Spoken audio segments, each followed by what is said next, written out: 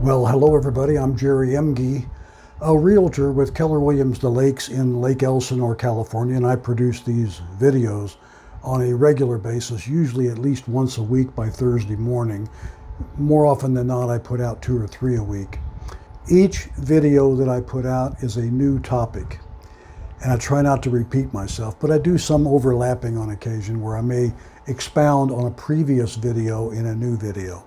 But anyway, today's topic has nothing to do with any of my previous videos, really, but it has to do with a seasonal topic, and in the case of California, maybe even a daily topic, and that has to do with wildfires.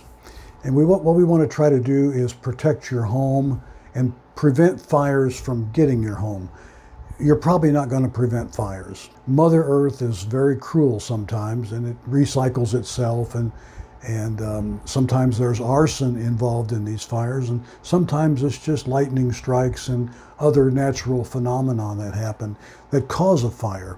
So you have to assume the fires are going to happen. What you don't have to assume is that your house is going to burn.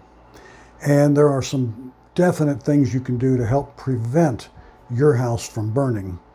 And I know this from personal experience, not that I've had a house that burned, but I did have a very close relative whose brand new home was burned down by a wildfire.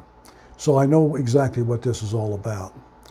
So whether you live in California or some other state, Arizona or Texas or other places that have a lot of fires, and they're all over the country. No state is immune to this, even Alaska.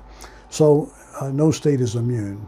The fire organizations will tell you that most home damage is caused by embers going through vents. These are little holes somewhere in your house, either in the side or up under the eaves, basically are breathing holes for your attic and air spaces and crawl spaces, things like that. So if those little vents are large, embers can pop right through there and set something on fire. So that's probably the main cause of fires. Embers landing on porches and decks is another problem. But let me just stop there for a second and say, okay, look, here's 5 ways that you can help prevent and cut down on the ignition opportunities for a fire around your home. First of all, clear vegetation. And don't let plants get up too close to the house. I'd say, I don't know what the current fire department might say in your area or what the codes might be, but a good rule of thumb is 5 feet. If you keep the brush at least 5 feet from the house, you've got a defensible space and a good opportunity for the fire department and maybe yourself to fight that fire if you have to. So I'm not encouraging anybody to grab a hose and fight a fire, but creating the defensible space prior to the fire getting there is a great idea. You want to have no flammable mulch or wood chips around the house. I know a lot of people will have a little garden area around the house with plants and flowers, and they use mulch to protect that area, keep the weeds down. But that mulch can often be a real source of ignition for embers. Embers land in the mulch, catch the mulch or wood chips on fire, and that grows up and catches the house on fire. So either have some kind of mulch or wood chips that are non-flammable or fire resistant, whatever that may be. Sometimes there's ceramic chips. Our particular house has river rock all the way around it. We've got about 18 inches of river rock all the way around the perimeter of the house, except where there's already concrete. So river rock works really good. And it lasts forever. You don't have to worry about replacing like wood chips. You got to replace every few years. And obviously river rock's not flammable. A second thing you can do is on wood decks. If you have wood decks or porches, consider changing those out. I know it's not a cheap thing to do, but older homes especially will often have wood decks and sometimes even wood furniture. And that's just like kindling for a fire. Once the fire gets started, there's plenty of fuel there with all the wood on the deck and any wood that might be on your Adirondack chairs or things like that. So I would consider replacing all of that stuff with fire-resistant materials. I mentioned earlier about the embers getting in through vents. You can make sure every opening or vent in or around your house has a mesh screen over it with holes in that mesh no greater than 1/8 of an inch. Most dangerous embers are greater in size than 1/8 of an inch. So if you have an 1/8 of an inch screening around your house, you're going to keep probably all those embers out. So that's another thing to do.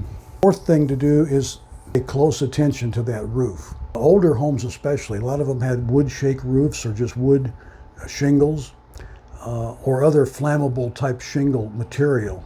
I would consider always having a roofing expert or a good home inspector that can inspect roofs. Come take a look at that and see if your roof is going to be safe from fire or if it needs to be changed out. I know that's not a cheap thing to do, but it's cheaper than replacing the whole house. So consider that. Take a good look at your roof. See if the inspector says it's safe for your area. And the final thing I want to talk about is glass. You know, older homes have single pane, non-tempered glass all throughout the house.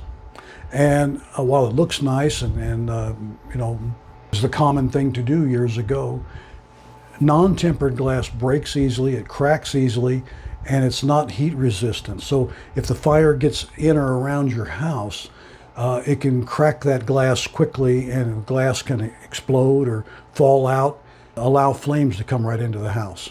So consider changing out any windows that you have to double pane, because I'll tell you what, that air pocket between the two panes of glass, that helps protect the inner pane from any heat that's on the outer pane.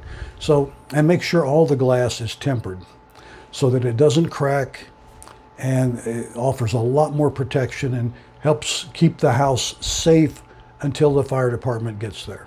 Change out those windows if you can, and certainly consider the windows and roof to be a significant cost issue, but boy, those are big problems in fires. Hey, that's really all I wanted to talk about today. If you like my videos, when you get a chance, give them the old thumbs up. Subscribe to my channel, I'd appreciate it. It doesn't cost you a dime. And if you subscribe to my channel, you can hit the little bell and be notified when new videos go live.